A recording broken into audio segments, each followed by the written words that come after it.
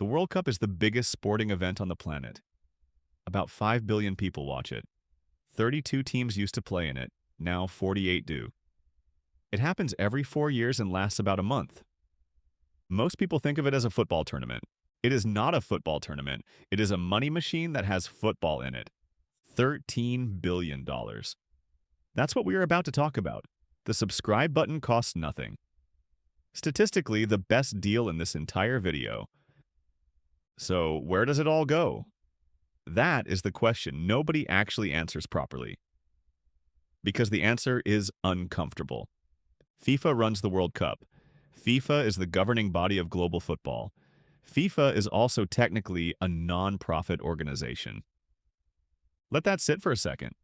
For the 2026 tournament, FIFA expects to bring in around $8.9 billion directly from the event.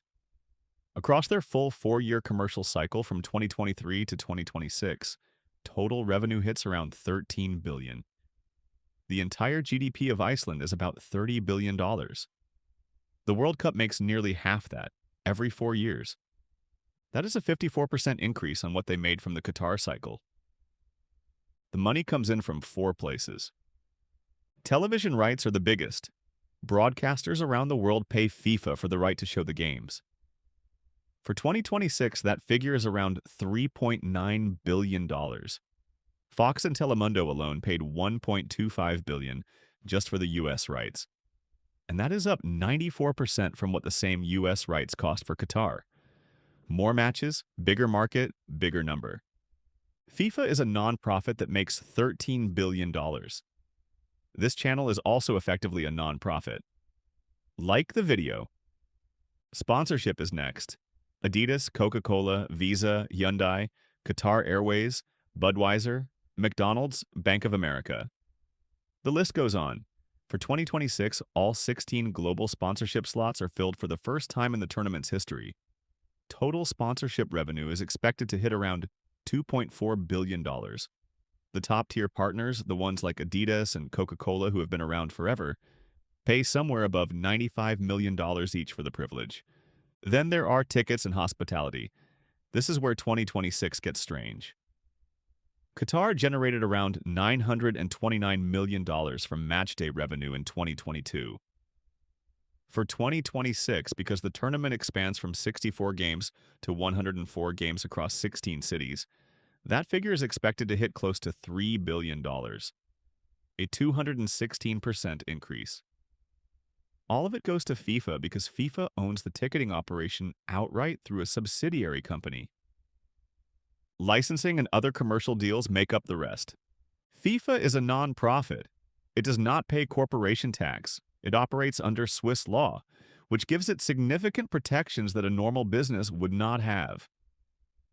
The organization that generates $13 billion in a 4-year period pays no tax on any of it. Here's what people assume. A country hosts the World Cup, 1 million tourists show up, everyone spends money on hotels and food and beer. The economy gets a huge boost and everyone goes home happy. 12 of the last 14 World Cups resulted in net financial losses for the host country. Qatar spent $220 billion hosting the 2022 tournament.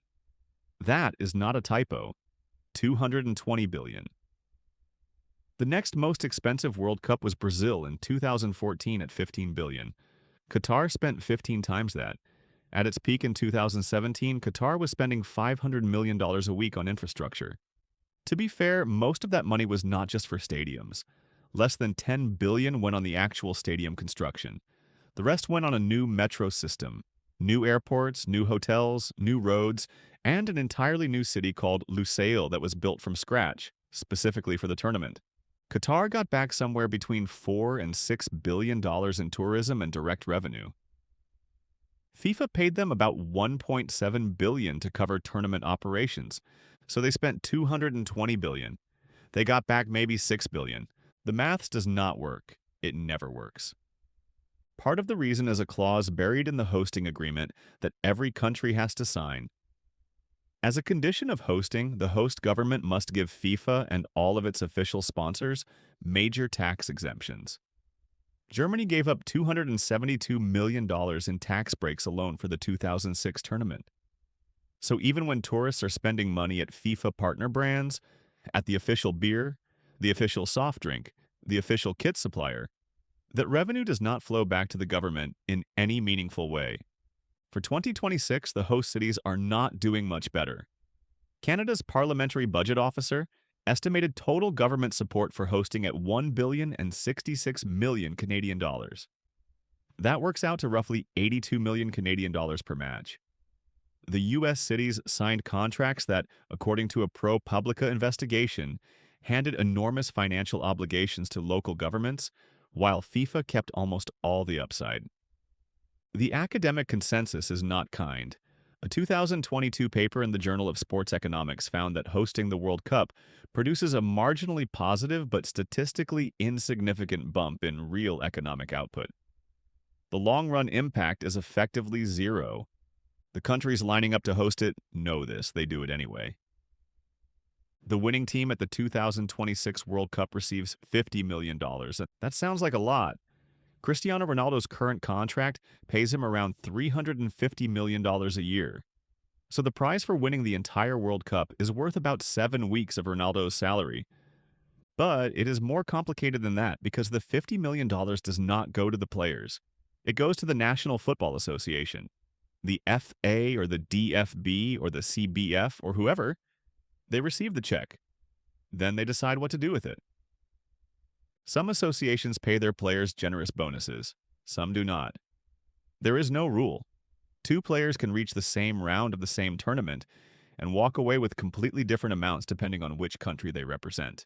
Even a team that exits in the group stage receives $9 million. Every qualified nation gets at least $1.5 million just for showing up, as a preparation payment. The total prize pool across all 48 teams is $655 million, up 50% from Qatar. For context, Italy won the 1982 World Cup and received $2.2 million. The winner in 2026 gets $50 million. The prize money has gone up by a factor of 23 in 4 decades, while the tournament has remained the same basic format until this year. The clubs also get a cut. When a player goes to the World Cup, their club does not see them for weeks during the season. FIFA compensates clubs for this through a separate fund. For 2026, that fund is $355 million, a 70% increase on the $209 million paid out after Qatar. Manchester City topped the 2022 distribution table, earning $4.6 million for releasing 16 players. The referees also get paid. A referee who makes it to the final can earn up to $100,000 in total compensation. FIFA takes in $13 billion over 4 years and spends $3.76 billion just on its own operations. That covers $1.12 billion for general operations, $1 billion and $20 million. For prizes and related costs, $813 million for team services and $421 million for venues.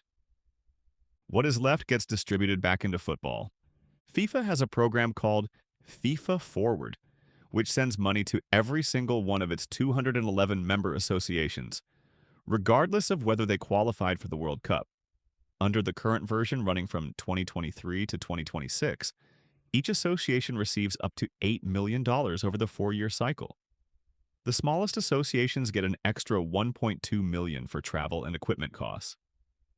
Each of the 6 continental confederations, like UEFA for Europe or CAF for Africa, receives $60 million over the same period. The idea is that the World Cup funds the development of football everywhere.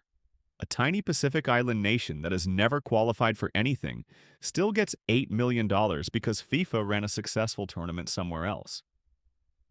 Whether that system is fair is a different argument, but it does mean the money spreads further than most people realize.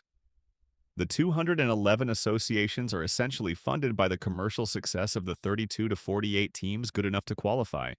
FIFA's own operating expenditure for a 4-year cycle is $3.76 billion.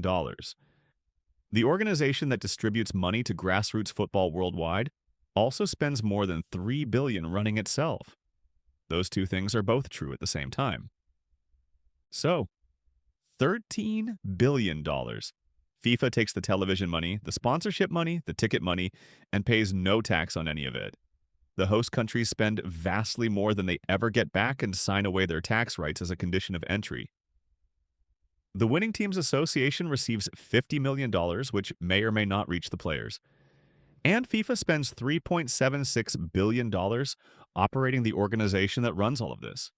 The World Cup is the most watched event in human history. 5 billion people tune in. It is also financially one of the most lopsided arrangements in sport. The football is good, though.